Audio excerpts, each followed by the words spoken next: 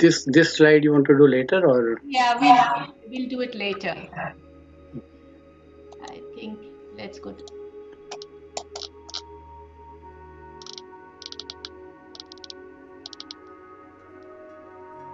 Yeah. so this is the communication skill. So here the homework is. I hear an echo again from somewhere. It's not from me this time. So here the homework is using. So you use open-ended questions and write about your experience. Just a small paragraph. Who you used it with, what it was, and what was your experience. Okay. All right. So great that Nankishorji has sent a link to Psychology Today website. Great. So let's move on with our next slide. Okay. And then the next one. So we're going to talk a little bit more. We already touched upon this a little bit, that non-verbal communication, silences are part of counseling skills. Let's see. So first of all, when we are communicating with someone, as we said, we have to attend, give them our complete attention. Put away phone, put away knitting, crochet, what have you, and just kind of look at the person, make eye contact. Now, here with regards to eye contact, you may, take the culture into consideration. If you happen to be older person and you have a young person in front of you, and he's been raised in an Indian family, you may find that he or she may be a little bit reluctant to make eye contact with someone who's 20, 30, 40 years older, and sort of accept that and take it into account. Likewise, sometimes if it's um, a woman, say from a very traditional, perhaps different culture, or if you happen to be counseling a woman who is observing the parda system for whatever reason, she may be a little bit reluctant to make eye contact with a male counselor. Keeping within those limitations, by and large, good eye to eye contact, and attunement, like you kind of tune in to their demeanor, to their position, and if they're leaning back, you can lean back. If they're leaning forward, you can lean forward. If they speak in a certain tone of voice, you can sometimes, to some degree, tweak your voice to match theirs, right? And notice if there are any contradictions. Um, if there are, ask for clarification. It's okay to kind of say, I just want to clarify, there seems to be a little bit of a discrepancy here. You mentioned this happened a year ago, but a year ago you were not in the country, something of that kind. And then watch out for touch. Sometimes a little bit of a pat on the shoulder is okay. Sometimes it's not. It varies a lot from person to person. Sometimes people might, you can imagine if you're meeting an older person, senior person, and they might say towards the end of the session, uh, um, can I give you a hug? And you may decide that it's okay or not okay, and respond accordingly. Um, and it's fine, so long as there is permission and both parties are okay with it, it's fine. So, but just being very respectful about the kind of touch, and obviously very limited, very sort of short, kind of just with the intention of communicating your presence, your attention, your compassion, right? Like, for instance, someone's talking about the losses in their life, and you just reach out and touch the back of their hand just a little. That's okay, but you don't want to kind of exceed their boundaries, right? Then verbal communication, of course, we've already talked about. Again, very respectful, keeping it honest, respectful, genuine, including things that we are skilled at, whether it's storytelling or a little bit of humor.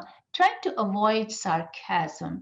Sometimes people have difficulty differentiating sarcasm from humor. Sarcasm is actually something which is anger and wit combined. And it may not sit very well. So avoiding sarcasm, if it's just some kind of a light remark that can break the ice, get people sort of interacting more freely.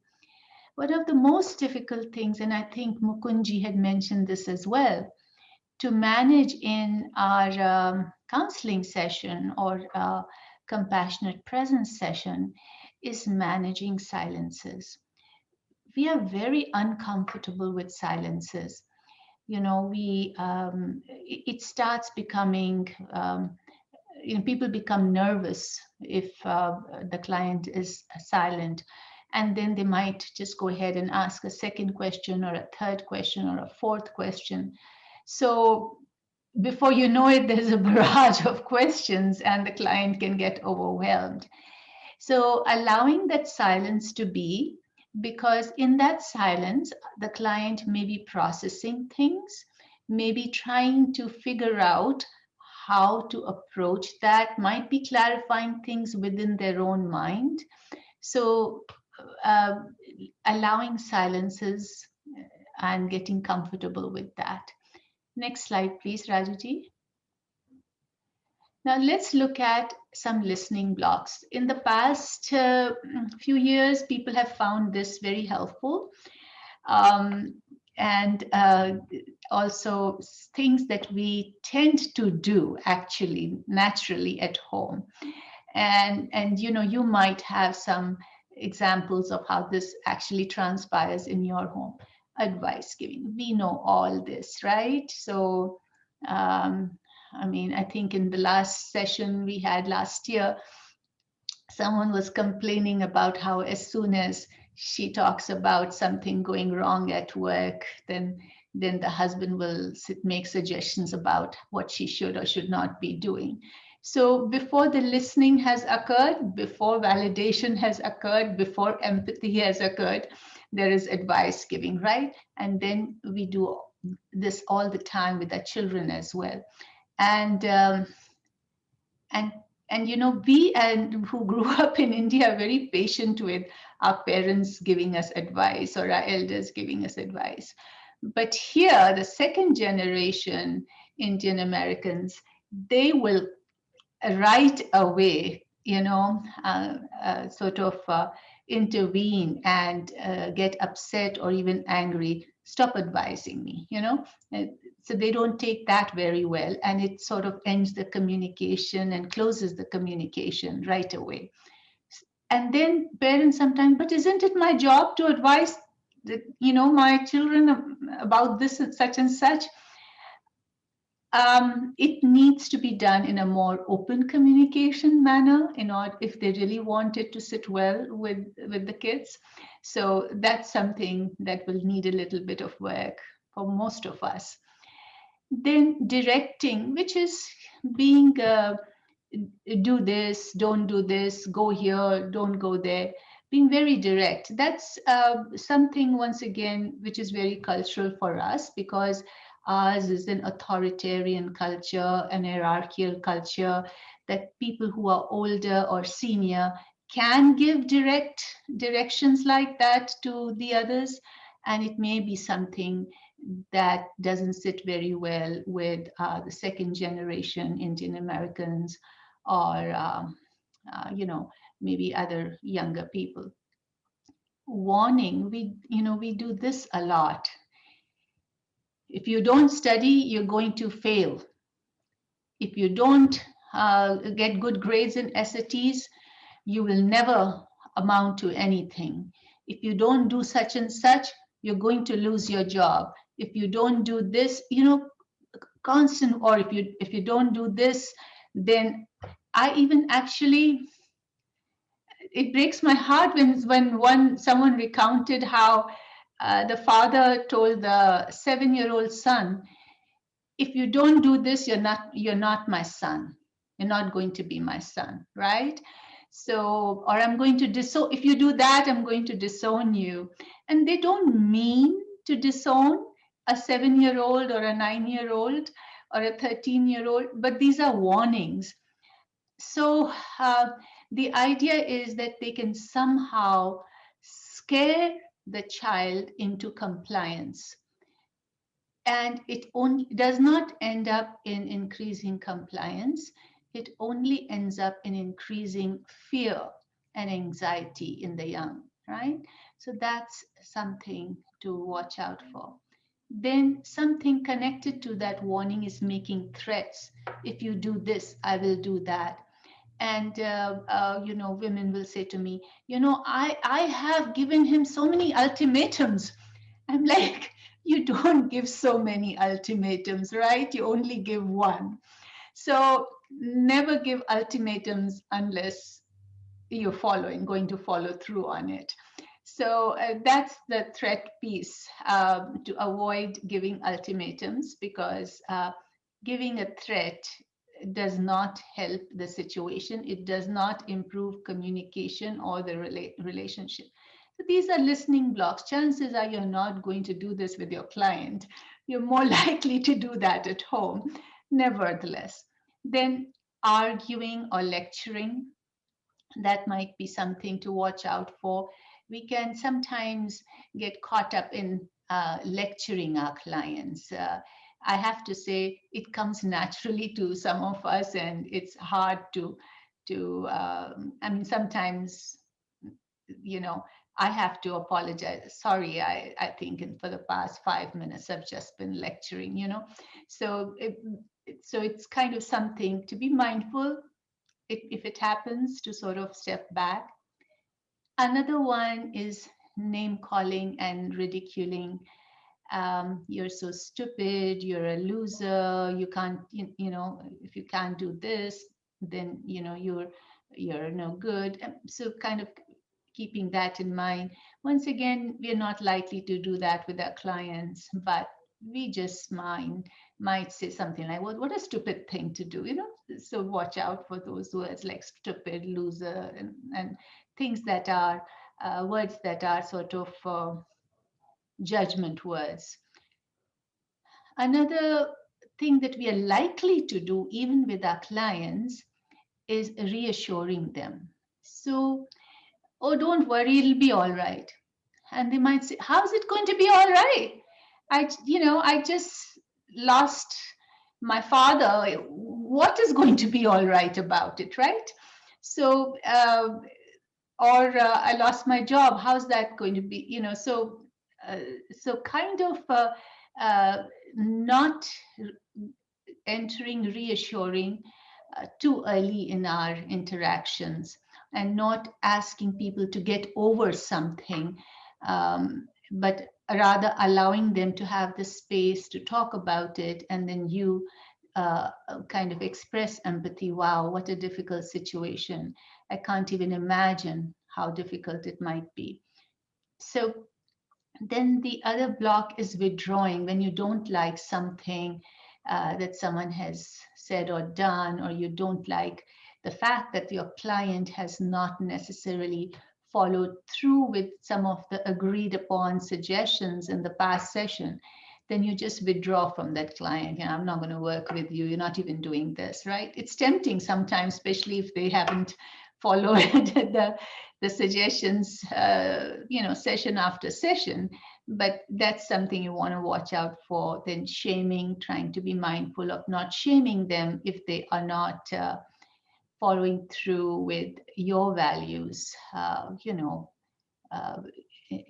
whether it's drugs, or whether it's uh, flippant relationships and quote unquote hookups. It's just watching out for those shaming values that sort of creep into our interactions, no matter how hard we try to not go there. Then humoring or distracting them. So while using a sense of humor is a good skill, but trying to humor someone who is upset or emotionally distraught as a way of distracting them from their emotion, not validating their emotion, that can feel like you're being dismissive. You're not honoring their distress, you're dismissing it. And then the last one, this transference and countertransference. So, this is something which, to some extent, may enter a counseling relationship where you are counseling someone for a few sessions, when you are working with someone who's going through grief or, in the compassionate presence capacity. Then there is likely to be transference and countertransference. Um, Transference and countertransference are concepts that have been sort of talked about in traditional Western psychotherapy. And these are concepts that are supposed to be pivotal in bringing about a change in a client. Transference is how the client feels towards you, the way he might think of you. Uh, the relationship from someone else sort of gets transferred onto you. Let me explain it further. For instance, I'm quoting here a client of mine, and she wanted to transfer. She and I had a good relationship. We had several sessions together, and it seemed like we were doing some good work. And then she wanted to transfer from me, so to another therapist. And when we asked her, she said, Dr. Mahendra is very nice, but she's so much like my auntie, and I don't feel comfortable sharing certain things with her. Right? So there, her relationship with her auntie is being transferred onto me as a therapist slash counselor. So this is transference when the counselor is being seen as someone that the person may have had in their life. Some other relationship is being transferred onto, um, and emotions connected to that being transferred onto therapist. Now, countertransference is the feelings that that the therapist or the counselor might have towards the client. For instance, you may really, really like your client, and that's countertransference. You like them so much that you really want to help them, or you see this woman and she's going through domestic abuse, and your sister went through something similar. So now you see this woman as your sister, and you really, really want to help her because you perceive her as you did your sister. So that's countertransference.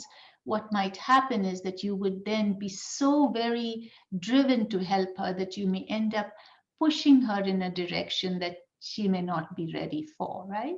So transference and countertransference are, on one hand, things to watch out for, but are also, on the other hand, the relationships and the emotions that can bring about a change in the client. Yeah. Okay. Let's go on to the next. So now, talking about active listening, you'll see how this is being repeated again and again, from Mukunji's class to my first class, and now again here. Respectful attending, and using open-ended questions and few questions. And I'm going to talk about this a little bit more. I know one of you asked about it. Managing silences, we already spoke about it. Staying focused, which means, kind of coming back to the topic at hand, whatever is going on in the room at that time, just staying with it, bringing the attention back to that again and again and again. Reflecting, this also I'd mentioned, whatever emotion you are sensing in the client, he might not even be aware of it. He might say, and this happened, and then they did this, and then they did that. And he's talking in an animated manner, and you see him sort of bouncing on the book that he's holding, or that's on the table. And you might say to him, wow, this has really upset you, or this is you sound so angry right now. So and then oh yeah, that's exactly how I feel really mad. So you see, they might not be in touch with their emotions, but you sense them, you see them in the space as you're interacting with them, and you reflect it back to them, and that allows them to have clarity about their own feelings and their own thoughts, right? Now, clarifying is when you ask for a clarification. I think I mentioned that. Wait a second, you mentioned that you had two sons, but then you had this girl's name. Oh yeah, that's my niece. She has come and she's been living with us for past year or so. So uh, clarifications like that are perfectly fine. Paraphrasing is, as I mentioned, saying what they're saying, but in a different kind of way. So that allows them to know that you're listening and attending and can understand what they're saying. And it also confirms for you that, yes, you have indeed understood. Sometimes when you're paraphrasing, they might say, no, no, no, that's not how it is. That's not what I meant. And that's fine, right? It's good that you made that effort. Now, summarizing is something after you say you ask someone, well, what brings you here? How may I help you? I'm a CHT counselor. How may I help you? And they go on and they tell a story for the first 10, 15 minutes and of their monologue. And at the end of the monologue, you kind of summarize it for them in, just, for instance, they might say about this happened. With my son, and then that happened, and then this happened, and then he did this, and all you can summarize it as, so you've been telling me that your son has been smoking marijuana for past 3 years, and you've really tried to help him, but he won't listen. That's all you've got to say, instead of then this happened, then that happened, then I took him there. There might be a lot of details, and you kind of give a summary comment that brings it all together, right?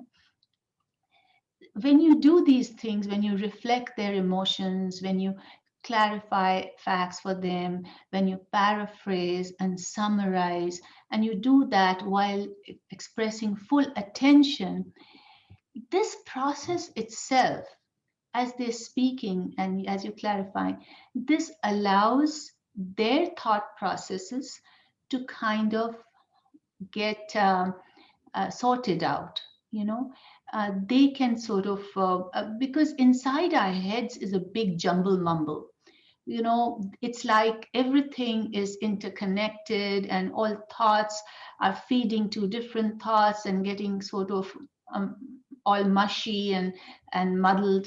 And speaking and then having someone reflect, paraphrase, summarize allows some a cleanup of our thoughts, so to speak, right? Okay, let's go on to, maybe please go on to that open-ended slide that sort of, even before this, I think one before. Yes. So what are open-ended questions? So open-ended questions, let's see what are closed-ended questions. Let me see. Suppose I come here and I ask you, why are you here? So you might say, well, I am here to attend a class, and that's it. There's no more about this. But if I was to ask someone, what brings you here? They might say, well, I was really interested in finding about counseling, and this was the opportunity I had, and I thought this was a good time to do that. So I might get a little bit more information. I may ask someone, if you ask someone why questions, you usually get one word response. If you ask someone what's going on, once again, you may get a brief response, or you might just hear them say nothing. However, when you ask open-ended questions, they will be more how questions. So, for instance, if a client walks in and you say to them, "Can I help you?" They might say, "Maybe," or "Can I help you?" They might say, "I hope so," and it stops at that. But if you were to ask them, "How may I help you?"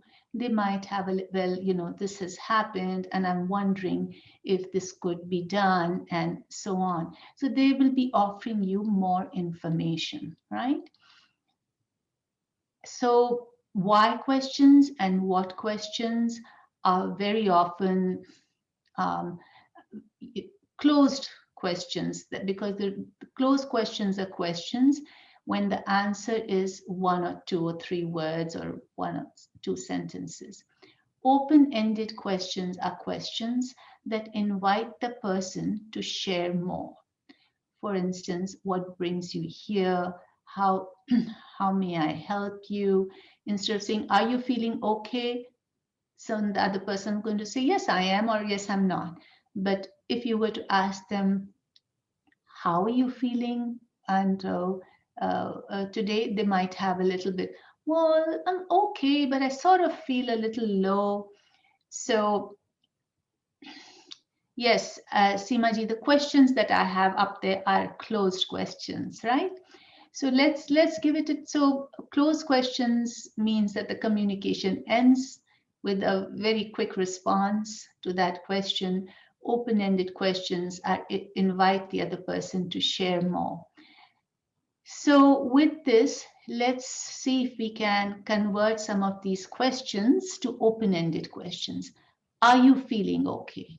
Would someone like to kind of convert it to an open-ended question? How are you feeling? Okay, all right. That's a good one. I think we mentioned that. The other one, does your son listen to you?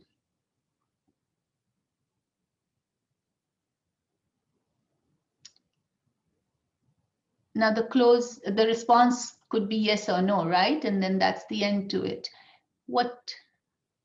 How would you convert it to an open-ended question? How is your relationship with son? Wonderful, wonderful. Is there a problem in your marriage? How is your married life? Okay, or what's your relationship like? Yeah, great. Is your father abusive? How your father behaves with you? How your father behaves with you? Yeah, not abuse so much, but what is the relationship between you and your dad like? Oh. Yeah, you can kind of play with it, make it something that the other person is likely to respond to. Can you come up with any other questions that might be a close-ended question that you think you might be using and you could now change? Anybody? Well, with the kids, it's how was your day? Even though it's a how question, that usually comes back with fine. Yes. Okay. Yeah, true. How can you change that to an open-ended? Hey, did Mrs.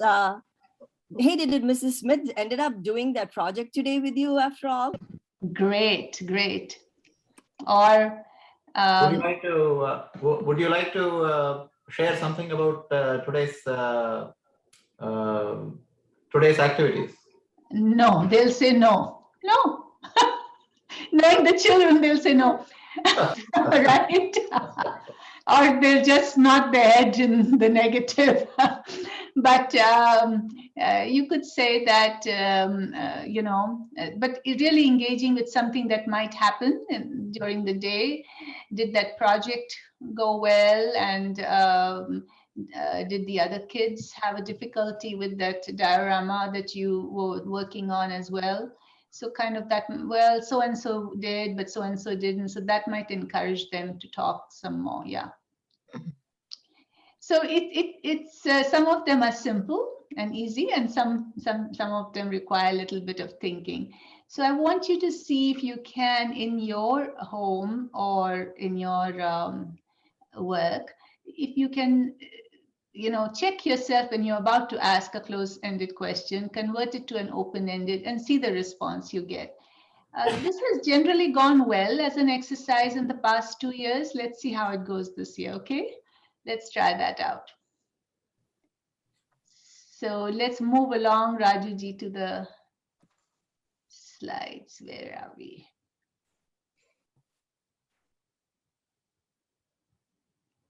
I think, yeah, this is empathy. So we've talked about empathy a little bit. And in empathy, we want to try and take the other person's perspective, want to understand their emotion.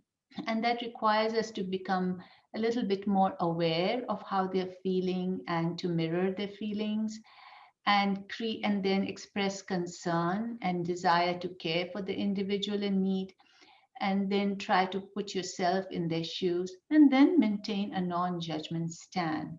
That is empathy, to be able to take perspective, someone else's perspective without judgment, with the intention of wanting to help them feel better, or not, but at least to, you might not be able to make the other person feel better, but at least to have that perspective.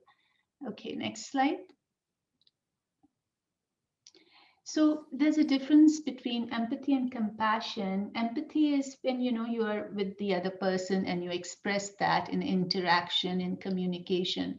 Compassion is something that you can have for another person, even if that person is not there. You may feel compassionate towards a group of people. You may feel compassionate towards certain disadvantaged groups. So it's a positive quality, but different from empathy, right? Let's move on to next. So I have just given some, like a lot of times in our communication, it becomes important to, instead of saying, I'm listening to you, paraphrasing it and summarizing it, right? Because that shows that you are listening. Instead of saying, I empathize with you, you can kind of express your empathy, right? And I've just given some statements how you might be able to do that. Of course, you do it in your own way. I'm so sorry you're going through this. It sounds like such a difficult decision. Boy, that was so disappointing. Or you can kind of express your own feelings as you listen to them. I can't even imagine the pain you're going through. I don't know what to say. It's fine to say, I don't know what to say. I wish I could make it better. I feel sad listening to you, to what you went through, right? And then, of course, as you attend, paraphrase, reflect, and then thank them for sharing. Thank you so much for sharing that with me. It's a privilege to hold that as in confidence. Yeah, things, okay. Okay, so we've come to the last module of our class today. So there's this person, Daniel Goleman, who talked about emotional quotient. Has anyone heard about emotional quotient or emotional intelligence? Yes. Okay. Now, anybody else? I have as well, Puniji. Yes. Okay, all right. So some people are here, and I think some might not be. But anyway, so it really emotional quotient really requires. So they found Daniel Goleman. He found that a lot of people succeeded at work not because they were the brightest or they had the best credentials, but because they knew how to navigate through their relationships. And in order to navigate through their relationships, and not by, not relationship in the sense of networking or getting to know the boss and so on, but in a different kind of a way, managing their team through an emotionally savvy strategy. And they found that people who were a little bit more aware of both their own emotions as well as others, and those who were able to manage their emotions so that they are not sort of given to impulsive sharing or impulsive outburst of their emotions, and those who were not reactive when they felt some strong emotions, that they were better leaders and managers. So what's important in emotional intelligence is awareness of one's emotions, thoughts, feelings, and how our own thoughts and feelings are affecting others. How does our anger affect others? How does our being sad affect others? How does our anxiety affect others? Kind of being aware of that, because very often we are not aware of anything. We are not aware of our depression, anxiety, anger, and we don't even care a damn about how it affects anyone else. Because if we can possibly be aware of our own emotion, that in itself is a big thing, and we don't know what to do with it. And how can we possibly worry about the effect it's going to have on someone else? That's beyond us. So getting to that place where we not only are we aware of our emotions, but we are also aware of the influence or the effect that our emotions have on other people. That is part of being emotionally intelligent. And then self-regulation of our emotions. We are able to soothe ourselves when we are anxious or angry, and therefore manage impulses and not be reactive, right? And having an internal motivation, feeling passionate about what you're doing or the communication that you're having, or the interaction that you're having. And being able to take other people's perspectives, see where they are at, and being able to validate that and express that. And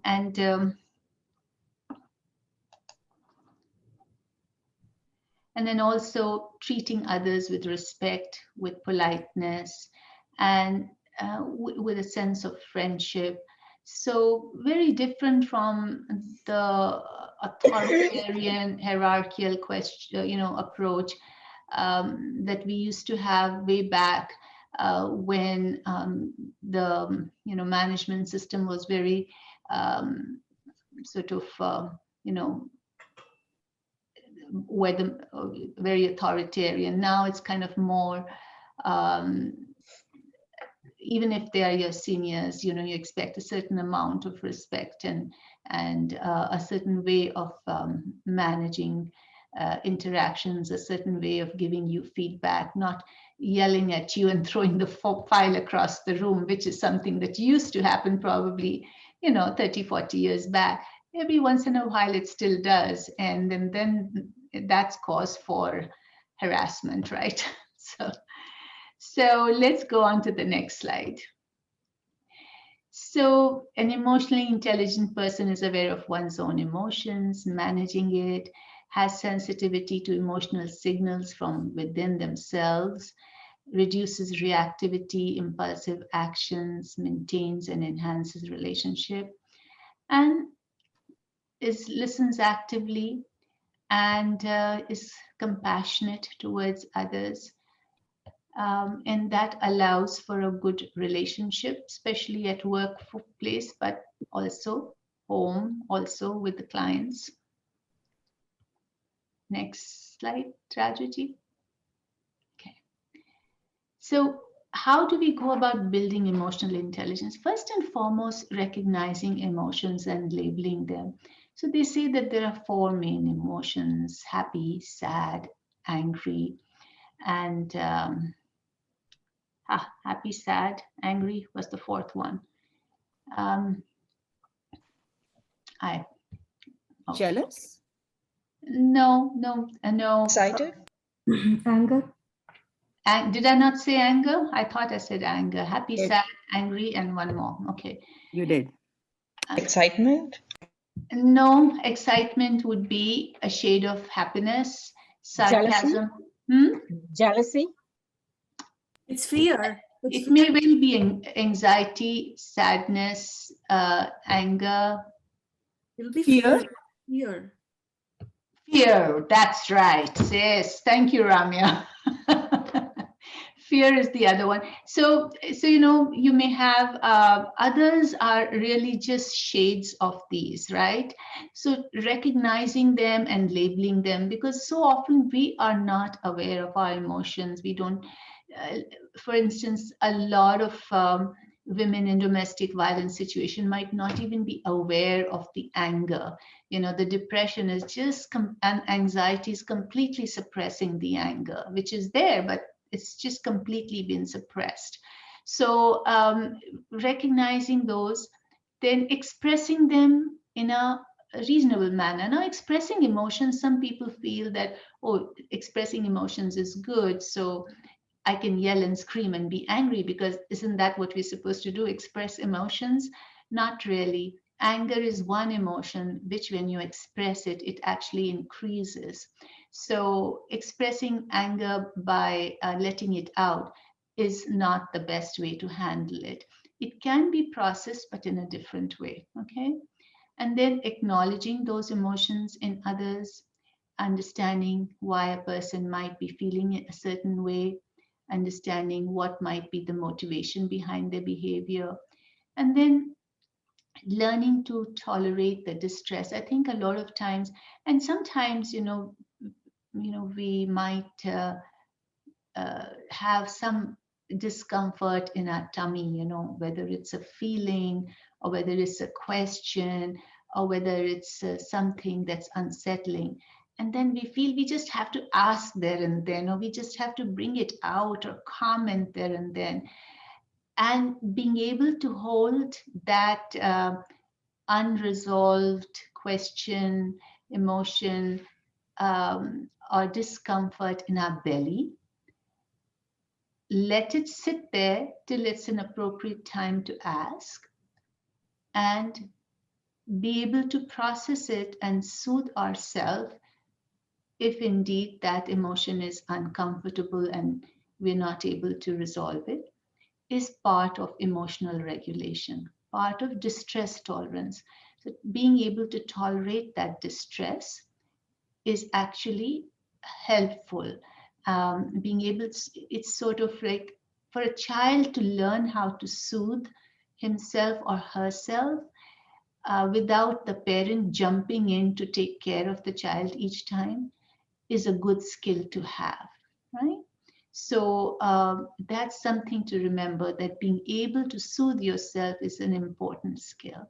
And so even for your clients, being able to soothe themselves is an important skill. So you don't have to jump in and fix it for them each time, right? And then, of course, responding rather than reacting. That's part of emotional intelligence. And it's also something that improves as we become more mindful of ourselves and others and the situation. And we'll be talking about mindfulness down the road, and then we'll talk about that. So I think there's a raised hand. Ramya, you may ask, but I may or may not respond. Tell me. I'm not asking a question this time. I just want to give a perspective that will be useful for us as Hindus, is that Hindu dharma itself defines emotions into 9 folds called Navarasa, and Nava signifies 9, as some of us will know. And we actually have Shringara for love or beauty, Hasya for laughter, Karuna for sorrow, Raudra for anger, and Veera for like courage, Bhayanaka for fear, and Bibhatsya for disgust, Adbhuta for wonder or surprise, and Shanta for tranquility. So, and I want to just weave in the fact that our traditions, Hindu traditions like Navratri, which comes 4 times in a year, with the Navratri that we just passed being the most important part of the entire year of Navratris. And all of these are not just rituals, right? They're all tied to these emotions. These 9 nights are tied to these 9 emotions for us to actually introspect, sit with them. That's why we have all these samskaras of like fasting and like, sometimes I think there's a disconnect between what these rituals actually meant. They actually meant all about self-management. So when we talk about collectivist culture, I want to give this spin. Because of a millennia of colonization in India, we have become acculturated a lot. And most of us tend to be only cultural or rubber stamp Hindus, and we're not really truly dharmic Hindus. Every one of us in different stage, be it as a family or as an individual. So I feel like it's important when we talk about Indians or Hindus as collectivist culture, it's important to note that the acculturated part brought in a lot of adverse collectivism also into some family systems, because it's like a survival mechanism for us. We put in a lot of structure with norms into our family system to safeguard a lot of our faith, the indigeneity of us and the women. And it's important to note that we have adhikara, which is actually the individualism. So our shastras, from whatever little I understand, actually teaches us to be collectivist and individualistic in a coexisting manner. And most of us are just doing a garvapsi to try to get to that point of equilibrium, is my belief. Thank you. You said it so well, and thank you for, no, it makes total sense, all those 9 days of Navratri. I think next year Ramya is going to teach this class instead of me, because because that would be good to hear from you, Ramya. That would be wonderful. No, it's great. I think that's wonderful to bring it in. And I'm so glad that you did, because I don't know some of those things about our own shastras, but as you said, that we have missed some of that stuff, and it's been we've lost it, and we've kind of giving lip service. That's wonderful. Thank you for bringing it out here. Very pertinent. Sonia ji has a question. Yeah. My question is less insightful, but going back to the when you talked about paraphrasing. Yeah. So it's one thing, if someone says, "Oh, you didn't get that quite right," that's not exactly it. But I also would imagine that there might be some defensiveness that happens, because it's one thing to say that something in your head, one thing to say it out loud and have it paraphrased back to you. If someone gets defensive, is there a way to, any ideas of, you can tell us on how to de-escalate that in a certain way? No, you just say, "Oh, sorry, my bad. I didn't get it right. And thank you for clarifying." That's it. Okay. Thank you.